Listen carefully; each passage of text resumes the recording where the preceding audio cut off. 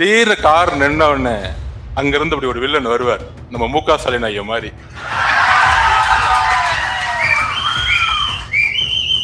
பக்கத்துல ஒரு புள்ள வந்து நிக்கும், இப்ப இருக்க புள்ள மாதிரி.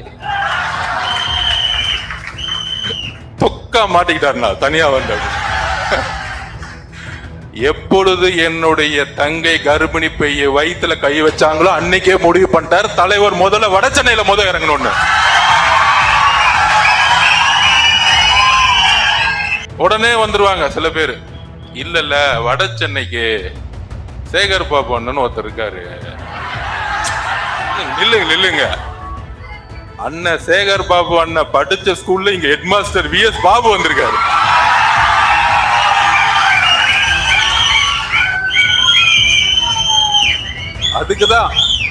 அதுக்குதான் நம்ம தலைவர் இறங்கிட்டே இருக்காரு. கம்ப்யூட்டர் ஆணையவாம டைப் படிச்ச துணை முதலமைச்சர் எல்லாம் இங்க நமக்காக ஒரு துணை முதலமைச்சராக உட்கார்ந்துட்டு இருக்காங்க. அண்ணா வந்து நான் அதிகமா படம் பார்த்ததுல ஒரே ஒரு படம் தான் பார்த்தேன், அந்த ஸ்போர்ட்ஸ் மூவி. இப்ப கூட சொன்னாரு பிகில் ஒரு கேரக்டர் பிடிக்குமே, என்ன கேரக்டர் உங்களுக்கு? அவ்வளவுதான், அதுக்குதான் வர. அதுல வந்து ஒரு பாட்டு பாடிக்கிட்டு கார்ல அமைதியா போவோம், கரெக்டா? அமைதியா போயிட்டு இருக்கோம். அப்ப அந்த டிரைவர் என்ன சொல்லுவார், அண்ணா நம்ம ஆளுங்கெல்லாம் அடிச்சுட்டாங்கண்ணா, நம்ம ஏரியாலே வந்து அடிச்சுட்டாங்கண்ணா அப்படின்னு சொல்லும்போது அப்ப சொல்லுவாரு, வண்டி அவங்க இடத்துக்கே ஓட்டு.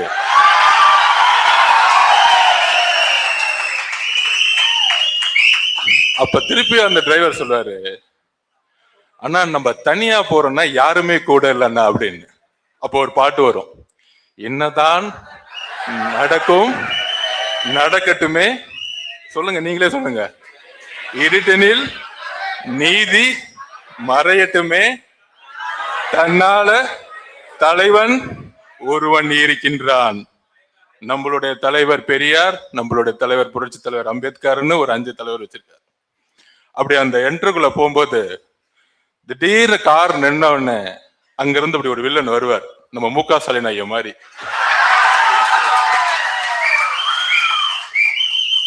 பக்கத்துல ஒரு புள்ள வந்து நிக்கும், இப்ப இருக்க புள்ள மாதிரி. அண்ணா அப்ப சொல்லுவாரு, தொக்கா மாட்டிக்கிட்டாருனா தனியா வந்த.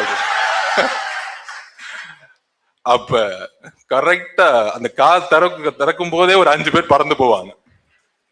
அந்த மாதிரி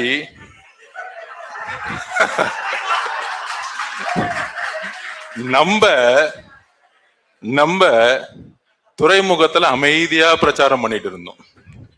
நம்ம பாட்டிக்கு வீடு வீடா போய், எப்பொழுது என்னுடைய தங்கை கர்ப்பிணி பைய வயிற்றுல கை வச்சாங்களோ அன்னைக்கே முடிவு பண்ணிட்டார் தலைவர் முதல்ல வட சென்னையில இறங்கணும்னு.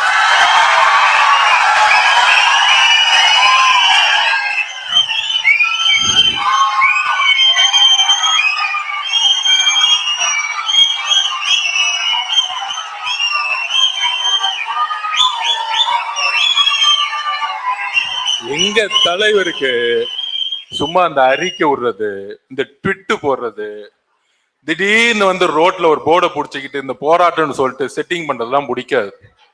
நீ இந்த தேர்தல தானே ஜெயிச்சுக்கிட்டு இருக்க, அதனால தானே இந்த ரவுடிசம். அந்த தேர்தலையே உன்னை இறக்குறான் பாரு, எப்படிலாம் வச்சு வச்சு வச்சு வச்சு வச்சு மக்களை ஓட்டு போட வச்சு, தப்பா நினைச்சுக்காதீங்க, மக்களை ஓட்டு போட வச்சு உங்களுக்கெல்லாம் ரிட்டையர்மெண்ட் கொடுத்து உங்களுக்கெல்லாம் எந்த ஜெயில் வாழ்க்கைய பார்க்க வைக்கணுமோ அங்கேயே உங்களை நிரந்தரமா அனுப்புறதுக்கு முடிவு எடுத்துட்டார். அதுக்குதான் சொன்னாரு, 1962 இருந்து சென்னை எப்பயுமே யாரோட கோட்டையா இருக்கு? திமுகவோட கோட்டையா இருக்குன்னு சொல்லுவாங்க. இன்னும் சொல்ல போனா அதிமுகவுடைய தலைவர்கள், ஏன் புரட்சி தலைவர் எம்ஜிஆர் கூட, ஏன் அம்மா கூட சென்னையில் அதிகமா நிக்க மாட்டாங்க, ஆர்கே நகர்ல கடைசியா நின்னாங்க. அந்த அளவுக்கு சென்னை கோட்டைன்னு சொல்லிட்டு இருந்தாங்கல்ல. அதுக்குதான் பெரம்பூர்ல முதல் மீட்டிங். இன்னையிலிருந்து சென்னை டிவிக்கே மட்டும்தான். உடனே வந்துருவாங்க சில பேர், இல்ல வட சென்னைக்கு சேகர் பாபு அண்ணன் ஒருத்தர் இருக்காரு. நில்லுங்க நில்லுங்க. அண்ணன் சேகர் பாபு அண்ணன் படிச்ச ஸ்கூல்ல இங்க ஹெட் மாஸ்டர் விஎஸ் பாபு வந்திருக்காரு.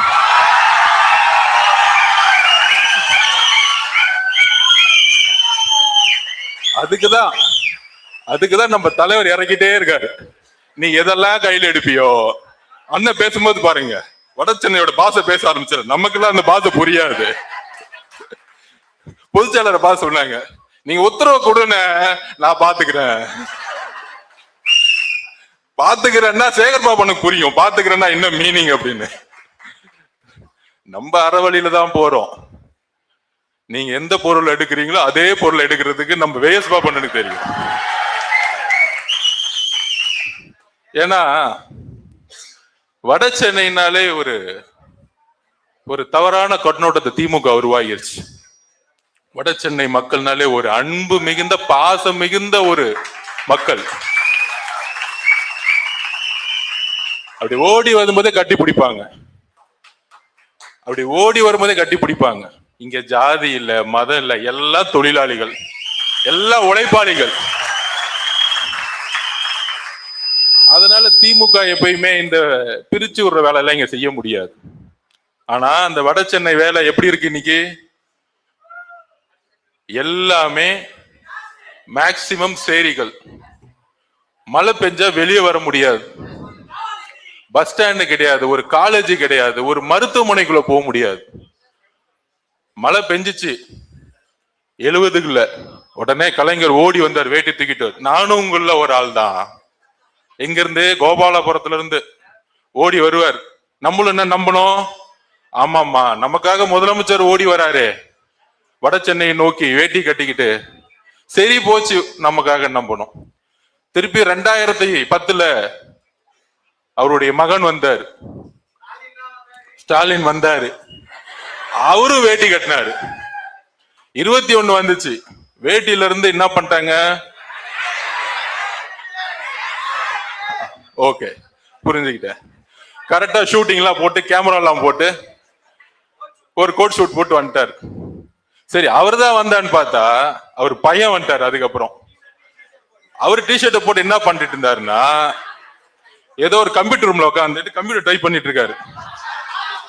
ஆனா அந்த கேமராக்காரன் என்ன பண்ணிட்டான், அவர் என்ன டைப் பண்றாருன்னு வெளியே காமிச்சிட்டான். அந்த கம்ப்யூட்டர் ஆனே ஆகல. கம்ப்யூட்டர் ஆனேவாம டைப் படிச்ச துணை முதலமைச்சர் எல்லாம் இங்க நமக்காக துணை முதலமைச்சராக உட்கார்ந்துட்டு இருக்காங்க.